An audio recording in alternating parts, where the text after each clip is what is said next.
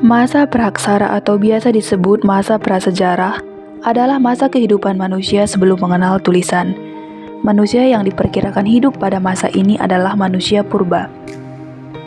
Pada masa ini, kita tidak dapat mengetahui sejarah serta kebudayaan manusia melalui tulisan. Satu-satunya sumber untuk mengetahui kehidupan manusia purba hanyalah melalui peninggalan-peninggalan mereka yang berupa fosil, alat-alat kehidupan dan fosil tumbuh-tumbuhan maupun hewan yang hidup dan berkembang pada masa itu.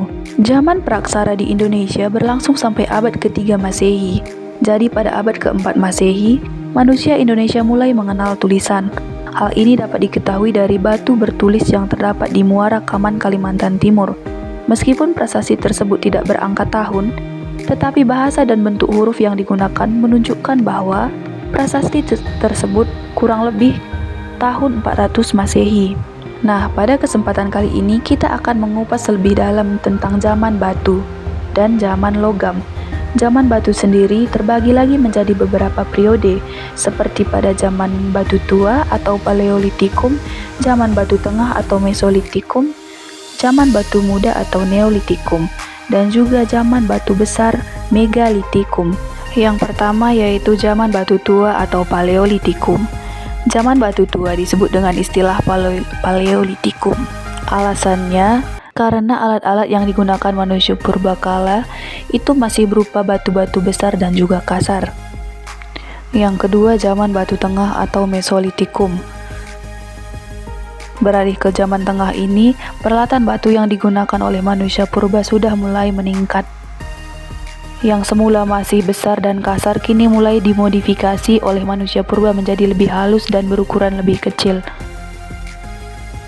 Yang ketiga yaitu zaman batu baru.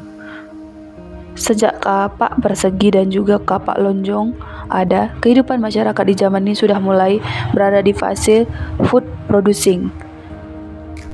Selain sudah menetap, mereka juga telah melakukan kegiatan bercocok tanam untuk menghasilkan makanan mereka sendiri. Selanjutnya yaitu zaman batu besar atau Megalitikum. Salah satu ciri pada zaman batu ini adalah sudah mulai adanya kepercayaan dari masyarakat di masa tersebut kepada Tuhan. Disebut dengan zaman batu besar karena beberapa produk yang dihasilkan pada zaman ini berupa kebudayaan bangunan yang menggunakan batuan-batuan besar, contohnya menhir, dolmen, kubur, peti, dan sarkofagus. Yang kedua yaitu zaman logam. Sebagai perkembangan dari zaman batu, manusia ke zaman logam, sesuai dengan namanya, zaman logam adalah zaman berkembangnya peralatan berbahan dasar logam. Masyarakat pada zaman ini sudah banyak yang menggunakan bahan-bahan logam untuk keperluan sehari-hari.